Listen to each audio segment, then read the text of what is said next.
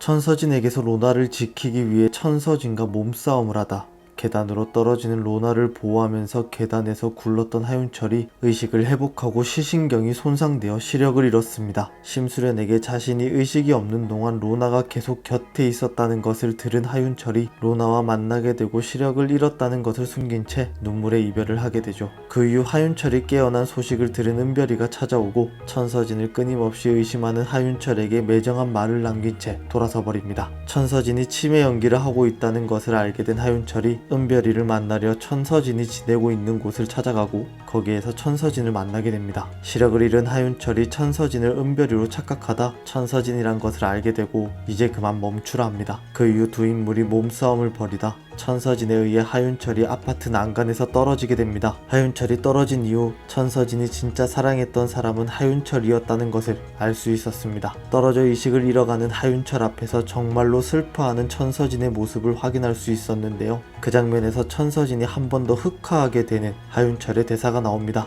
이젠 갈게. 단 한 번도 너 잊은 적 없어. 사랑했다까지 말하며 뜸을 들이는 하윤철. 천서진은 자신에게 하는 말이라 생각해 더욱더 슬픔에 빠지지만 그 이후 윤희야라고 말하는 하윤철의 말에 천서진의 표정이 자신의 아버지인 천명수 이사장을 자신의 손으로 죽음으로 몰고 갔을 때와 같은 표정을 지으며 흑화합니다. 여기까지가 살아있는 하윤철의 마지막 모습으로 생각됩니다. 하지만 마지막 예고에서의 하윤철의 한마디가 마지막으로 나옵니다. 서진이를 죽이지 말아줘요 라고 말하는 하윤철입니다. 천서진에 대한 마지막 마음이 있어서 하는 말인가 생각되지만 아마도 하윤철은 끝까지 천서진을 버릴 것이라 생각됩니다. 하윤철이 천서진을 죽이지 말아달라고 누군가에게 부탁합니다. 그 말이 천서진을 위한 말이 아니라 천서진이 죽음을 맞이하게 되면 혼자 남게 될 은별이를 걱정해서 그런 것이 아닐까 생각됩니다. 펜트하우스 전 시즌을 돌이켜보면 천서진에 대한 감정은 전혀 없던 하윤철이 은별이에게만큼은 남달랐다는 것을 알 수 있는데요. 시즌2에서 오윤희와 위장 결혼을 해 로나의 아빠가 되었던 하윤철이 청하예술제에서 결국 은별이를 위해 로나의 반주자를 매수해 로나를 방해하고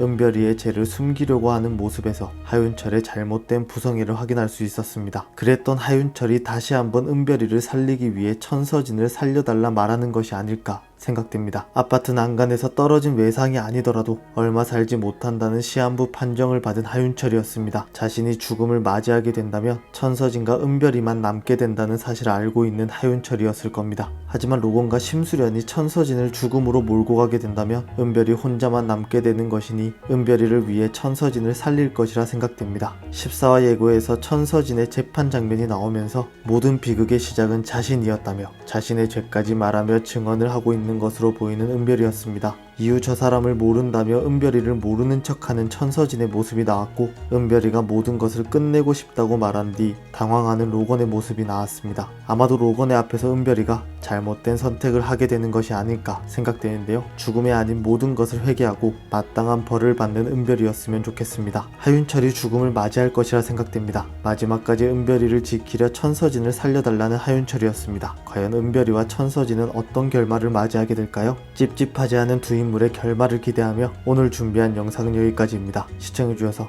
감사합니다.